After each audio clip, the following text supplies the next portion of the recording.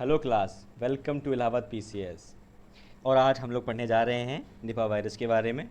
ये एक नई बीमारी, ये एक नई जूनोटिक बीमारी है जो कि केरला के कोझिकोड डिस्ट्रिक्ट में बहुत तेज़ी से फैल रही है और इसने लगभग 750 से ज़्यादा लोगों को अपने चपेट में ले लिया है और ये बहुत ज़्यादा खतरनाक है। चलो इसके बारे में जानते हैं, ये क्या है, कैसे फैलती है, इससे क्या क्या तकलीफ़ होती है और इसका कैसे बचाव कर सकते हैं।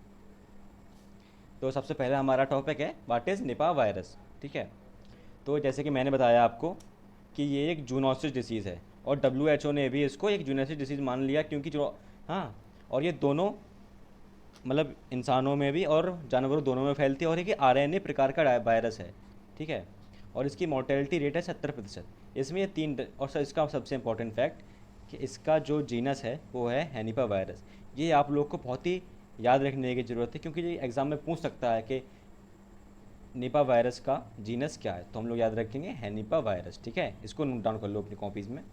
और हम लोग जानेंगे जूनोसिस डिसीज़ क्या होती है। जूनोसिस डिसीज़ जो वो होती हैं जो कि जानवरों से इंसान में फैलती हैं, मतलब जानवरों में उनके वायरस पाए जाएंगे और वो इंसानों में हो जाएंगे, मतलब एनिमल टू ह्यूमन। ठीक है, इसको हमेशा याद रखेंगे हम लोग। अब ये हम लोग जानते हैं कि कैसे फैलती है, इसका ट्रांसमिशन कैसे होता है। तो सबसे पहले तो ये एयर टू एयर फैलती है। दूसरा, ये फिजिकल टच के द्वारा फैलती है। मतलब फिजिकल टच समझ रहे हैं, जैसे किसी को एक संक्रमित व्यक्ति है, वो किसी अगर संक्रमित व्यक्ति को छू ले तो उसको भी वो डिसीज़ हो जाएगी, वो बीमारी उसको फैल जाएगी। और तीसरा इसका तरीका फैलने का है कि मरे हुए जानवरों से भी, मरे हुए प्राणी से कोई इसको छूता है तो उसको भी हो जाएगी। और चौथा इसका तरीका है जब कि कोई संक्रमित व्यक्ति या जानवर अपने मल मूत्र को पूरे आम जगह पे कर दे और उससे जो वायरस निकलेंगे, क्योंकि ये एक एयर ट्रांसमिशन डिसीज़ है, तो उससे जो संक्रमित व्यक्ति के मलमूत्र से भी ये बीमारी औरों में फैल सकती है। और इसमें एक चीज़ हमेशा याद रखेंगे इसमें कि इसका मेन जो है वो हैं पिग्स और वैट। मतलब इसका मेन फैलाने वाले जीव हैं पिग्स और वैट। ठीक है, इसका pigs with is the prime mode of transmission. ये बात हम लोग नोट डाउन कर लेंगे कि पिग्स ही सुअर इसके मेन ट्रांसमिशन करते हैं। और आते हैं हम दूसरे, जैसे आपके हम लोगों ने जान लिया है कि ये इसके 750 प्लस से ज़्यादा केसेस पाए गए हैं। और इसका एक दूसरा बहुत इंपॉर्टेंट फैक्टर जो कि एग्ज़ाम में पूछा जा सकता है, जो इसके बारे में पढ़ते हैं आप लोग। Recently scientist detected the presence of IgG antibodies against Nipah virus infection in 51 bats that were captured from Karnataka, Kerala, Tamil Nadu and Puducherry. अब हम जानेंगे इसमें कि IgG और एंटीबॉडीज़ क्या होता है, एंटीबॉडीज़ क्या होता है और IgG क्या है, IgG कैसे रिलेटेड है एंटीबॉडीज़ से, ये जानते हैं नेक्स्ट स्लाइड में।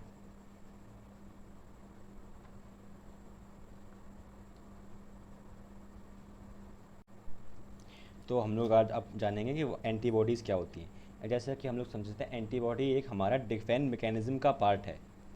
हमारा डिफेंस मैकेनिज्म का मेन कंपोनेंट क्या है, WBC। ठीक है, और WBC प्रोड्यूस करती है एंटीबॉडीज़ को जो कि हमारे को इम्यूनिटी प्रदान करते हैं, इसलिए इसका नाम इम्यूनोग्लोबिन भी है। और इम्यूनिटी से क्या होता है कि हमें जो हमारे अंदर बीमारी, मतलब बीमारी करने वाले पैथोजेंस या एंटीजेंस जाते हैं जो हमें बीमार कर सकते हैं, उनसे हमें क्या है, लड़ने की क्षमता देता है, मतलब इम्यूनिटी प्रदान करता है। ठीक है, जो कि आपने शब्द बहुत ज़्यादा सुना होगा। कोरोना के टाइम पे कोविड-19 जब फैल रखा था तो हम लोग बहुत ज़्यादा इम्यूनिटी के पीछे पड़े हुए थे कि अपनी इम्यूनिटी बढ़ाओ, इम्यूनिटी बढ़ाओ।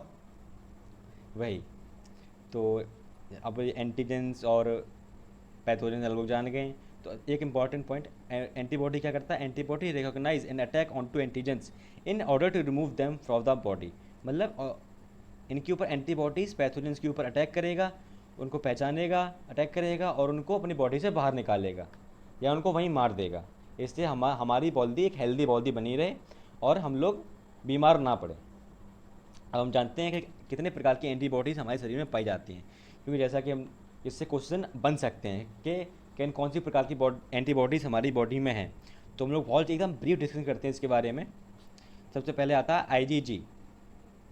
अब IgG एक हमारी बॉडी की बहुत ही ज़्यादा मेन एंटीबॉडी है जो कि हमारे बॉडी को एक अच्छा डिफेंस सिस्टम प्रदान करती है। और हमारी बॉडी को ही नहीं, ये माँ के द्वारा बच्चे में ट्रांसफ़र हो जाती है प्लेसेंटा के द्वारा, जो कि प्लेसेंटा आप जानते होंगे, जो जिससे माँ और बच्चा कनेक्टेड रहते हैं आपस में, ठीक है। वो होता है प्रेसिडेंट, तो मतलब माँ के साथ, मतलब एक ह्यूमन मेल, मतलब मेन बॉडी के साथ ये उसके बेबी को भी प्रोटेक्ट करती है ये एंटीबॉडी, जब वो बेबी माँ के गर्भ में होता है। तो इसलिए ये बहुत मेन है, इसलिए इसको याद रखेंगे।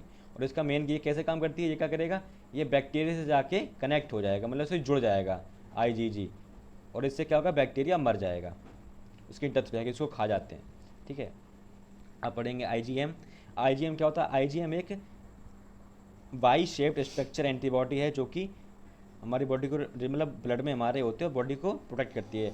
और इसका मतलब ये जो एंटीबॉडी है ना, ये सबसे पहले मतलब बनती है, मतलब कोई भी अगर पैथोजन से एंटीजन हमारी बॉडी में जाता है, सबसे पहले बनने वाली एंटीबॉडी है जो, वो है आईजीएम, ठीक है। तो ये the B cells also called lymphocyte is a type of white blood cell that plays a significant role in protecting your body from infection, okay. अब आएंगे आईजीए पर। आईजीए मतलब ब्लड में रहती है, स्टार्टिंग में ये एक सिंगल वाई के फॉर्म में होती है, लेकिन जब इसका सिक्रीशन होता है तो ये दो वाई का फॉर्म ले लेती है, मतलब ये मोनोमर से डाइमर्स बन जाती है। अब ये दो सब चीज़ का अब पॉइंट है, सिक्रीशन कहाँ होता है इसका, इसका सिक्रीशन होता है बॉबली फ्लूइड में, नेसल कैविटी में और सलाइवा में, मतलब ठीक है। और साथ ही साथ ये माँ के दूध में होती है, जो कि बच्चों में ट्रांसफ़र हो जाता है। जब माँ अपने बच्चों को दूध पिलाती है तो ये जाके बच्चों को, इस बच्चों के गैस्ट्रो इंटेस्टाइनल ट्रैक्ट को प्रोटेक्ट करता है बैक्टीरिया से, समझ रहे। तो आईजी पहले अपन ने पढ़ा, आईजीजी जो कि बच्चे को पेट में प्रोटेक्ट कर रहा था बीमारियों से, और ये आईजीए है जो कि बच्चे को पैदा होने के बाद प्रोटेक्ट कर रही है। तो ये बहुत इंपॉर्टेंट है और ये पूछी जा सकती है बहुत, ठीक है। और दो अलग और पाई जाती है, आईजीडी और आईजीई। आईजीडी का काम है क्या, रेस्पिरेटरी ट्रैक्ट को सेफ रखना, ठीक है, याद रखेंगे। आईजीडी है रेस्पिरेटरी के लिए, और आईजीजी है हमारे एलर्जीज और पैरासाइट से लड़ने के लिए, ठीक है, एलर्जीज और पैरासाइट।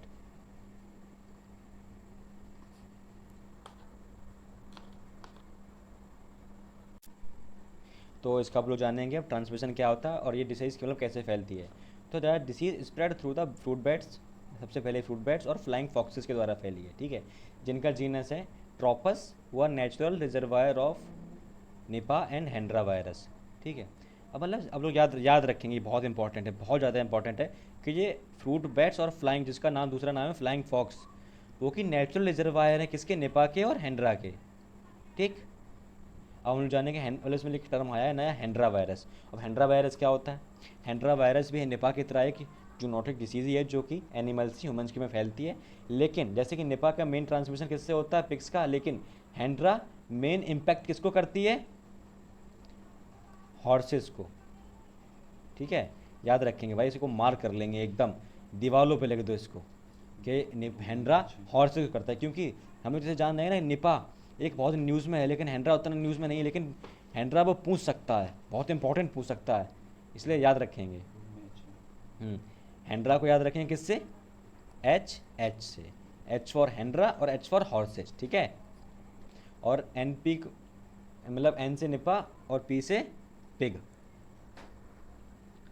अब सिम्टम्स इसके क्या हैं, इसके सिम्टम्स देखो, पहले है मतलब fever, headache, drowsiness, disorientation, mental confusion, coma, potentially death. मतलब इसके सिम्टम्स ना एक क्रोनोलॉजिकल और इंक्रीजिंग ऑर्डर में है, कि मतलब फीवर से स्टार्ट होते होते ये डेथ तक जा रहे हैं। मतलब अगर अपन लोग इसका पहले डिटेक्ट कर लेते हैं तो इसका इलाज हो सकता है, लेकिन लास्ट टर्म में ना एकदम डेथ ही है। और सबसे खतरनाक बात कि इसका कोई वैक्सीन भी नहीं है, कोविड-19 की तरह। इसलिए इसमें ना एक जो पेशेंट होता है उसको बहुत ही ज़्यादा इंटेंसिव सपोर्ट केयर की ज़रूरत होती है सही होने के लिए। तो ये आज का हमारा टॉपिक था निपा वायरस, और हम कुछ इंपॉर्टेंट क्वेश्चन डील करते हैं इससे रिलेटेड, जो कि मतलब जूनोसिस डिसीज़ से रिलेटेड, जो आपके पहले पूछे जा चुके हैं। आप लोग कोशिश करिएगा कमेंट में आंसर देने की। चलिए, consider the following statements, okay. ये पहला स्टेटमेंट है, ये दूसरा स्टेटमेंट है। पहले मैं पढ़ता हूँ।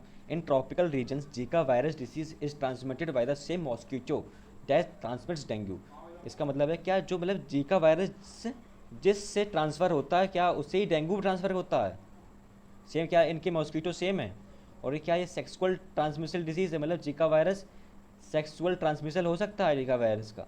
इसका आंसर देते हैं, इसका आंसर है बोथ ए एंड बी। इसका आप लोग ये है इसका एक्सप्लेनेशन। ध्यान से भैया इसको बहुत ज़्यादा मार्क कर लेना, बहुत इंपॉर्टेंट है। Zika virus is flavivirus which was first discovered in 1947 in monkeys and then in humans. मतलब देखो, देख रहे हैं ना आप क्रोनोलॉजी, पहले मंकीज़ में पाया गया, उसके बाद किस में पाया गया, ह्यूमंस में। तो ये क्या एक जूनोसिस डिजीज़ हुई, ये भी एक।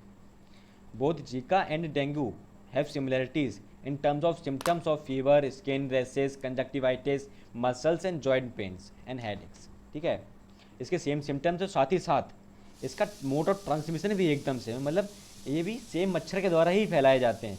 और इस मच्छर का नाम क्या है, एकदम याद कर लो, अपने नोट्स में लिख लो लाल पेन से, एडिस एजिप्टी और एडिस एल्बोपिक्टस। ये भाई बहुत इंपॉर्टेंट है, पूछा जा सकता है ये। अब mode of transmission mosquito bite है। और देखो जैसे कि क्वेश्चन में पूछा गया था सेक्सुअल ट्रांसमिशन है इन फ्रॉम इन्फेक्टेड पार्टनर, जी हाँ है, लेकिन साथ ही साथ बहुत ही important fact, from mother to child during pregnancy.